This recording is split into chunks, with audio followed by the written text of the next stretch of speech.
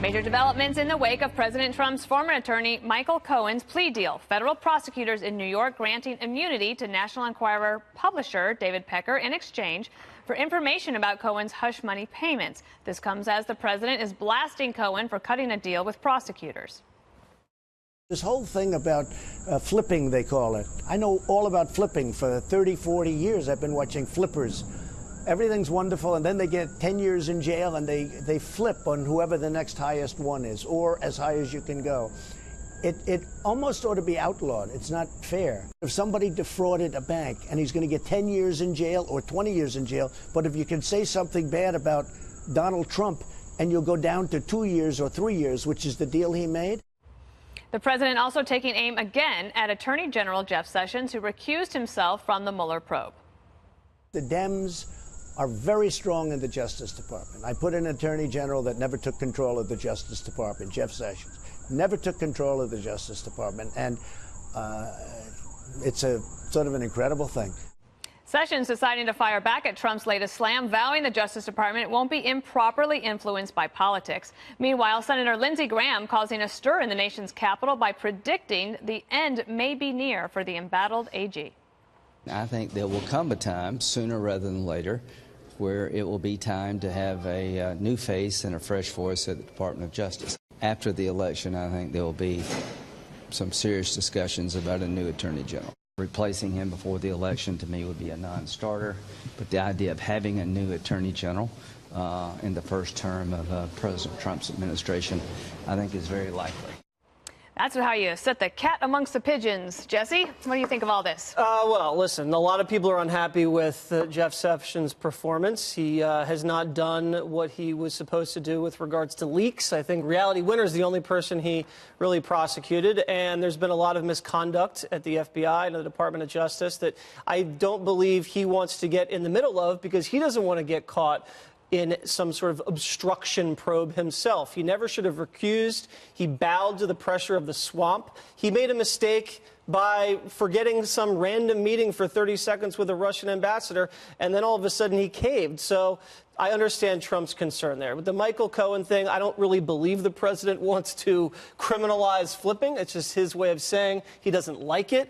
And I understand what happened. I mean, Cohen was looking at almost 20 years in prison, and his wife was in the crosshairs, too, because the wife also signed off on their tax returns. And he's a good father. He's a family man, so he doesn't want to spend 20 years in jail. If he can spend 3 by doing what the prosecutors want and saying that, yes, Mr. Trump did this because he wanted to help himself with the election, I'll sign anything. And that's how prosecutors advance in their careers. Prosecutors don't sit around and not prosecute people. They prosecute famous people, and that's how they move up, and they want a scalp here. And this is just one step on the way to potentially Donald Trump. Now, there is nothing wrong with paying a woman to not say something which could be personally damaging to you or to your family. If he pays this money out of his personal piggy bank so she keeps quiet, that is not a legitimate campaign expenditure. And John Edwards faced the exact same thing. Prosecutors went after him because some rich folks gave him $700,000 to cover up his affair and protect his wife. It went to the jury, and the jury said, you know what, this had nothing to do with a political campaign. This had everything to do with trying to save his reputation and his marriage. So the law is actually on Donald Trump's side on this. I don't see this going anywhere except politically damaging the president. He's wasting a ton of political capital dealing with these massive amounts of investigations and the criminalization of politics. And it really is starting to take a toll on him. And it's disappointing and it's sad. We'll go to a prosecutor for response. Thank you. And I've never prosecuted a famous person who I've had to flip someone on. All of mine are murderers. So prosecutors, it's a common tool. The most recent one I can remember was a getaway driver in a murder case. You know, you take the least culpable person and you flip them because you want to know what's going on at the time of the crime. Having said that, you've got to have corroborating evidence, plenty of it.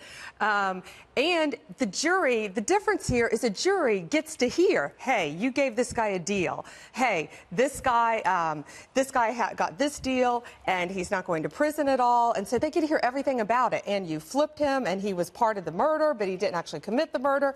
In the other case with the president, all it's going to be is in a potential memo for impeachment. So where's the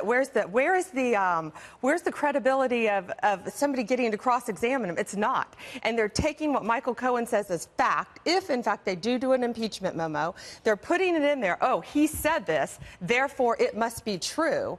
And once it's out in the media, it's out there. And, you know, sure, down the road, Congress will get a chance to jump in on it and weigh in. But by then, it's already taken as fact. So that's what troubles me with how they're doing this. Juan, you want to weigh in here? I'd love to. So, I mean, first and foremost, there is no deal.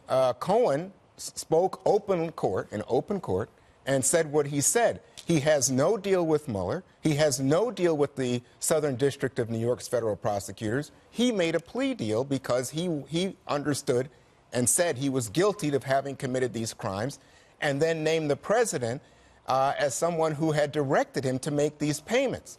And what we've learned today in terms of what American media, the National Enquirer, has done, that he was involved in an effort to cover up these things, Jesse, in advance of the campaign, that these payments were made in cooperation with a media company to protect the president. They had some interesting language in there. They said this was basically a tripwire, so that they would learn of anybody who was coming to potentially embarrass the president, and they would stop it by, what do they call it, catch and kill, pay and kill, or something like that. Catch and kill these stories. Now, this is, to me, I mean, to hear the president talking about Cohen in this manner and suggest, of course, Manafort's okay, but Cohen is a rat. It sounds to me like we're talking about a mob boss in The Godfather or something. It's unbelievable. Greg, do you want to talk about this, or would you like to hear one more piece of sound from the president about impeachment? I'd like to talk about anything you want me to talk about, including that tape. Okay, let's listen to that, and you can comment on any of it and all of it. This is the president talking about what might happen if they try to impeach him. Well, you know, I guess it says something like high crimes and all. I don't know how you can impeach somebody who's done a great job. I'll tell you what, if I ever got impeached, I think the market would crash. I think everybody would be very poor, because without this thinking, you would see numbers that you wouldn't believe in reverse. Numbers in reverse. Well, you know what?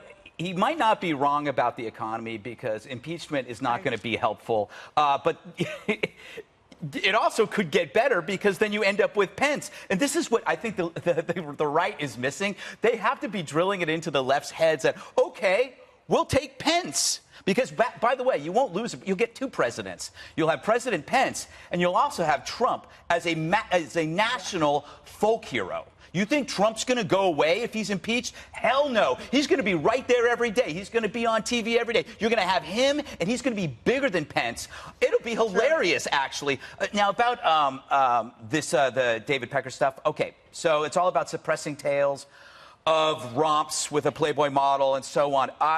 I haven't seen a trail of victims here. I see nothing but consensual adults who got paid, okay? You can kill stories. I don't think that's against the law. And I'm like 323 million people out there. I am not a lawyer. So a lot of this stuff goes right over my head. But I'll tell you this. I listened to Al Dershowitz, and he, if you watched him on Bret Baier's report last night, clearest analysis. If Trump told Cohen to make a contribution, that's legal. He's allowed. If Cohen did it himself, that's a crime by Cohen. Right. Therefore, Trump's fine.